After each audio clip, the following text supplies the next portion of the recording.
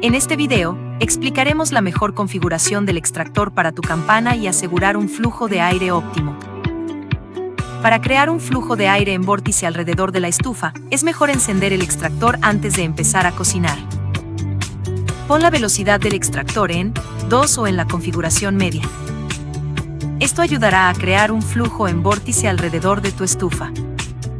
Una vez que vayas a cocinar, se recomienda aumentar la velocidad a alta o media para mantener la circulación del aire. Esto ayudará a mantener tu cocina fresca y libre de olores. Forno, una nueva era en electrodomésticos de cocina.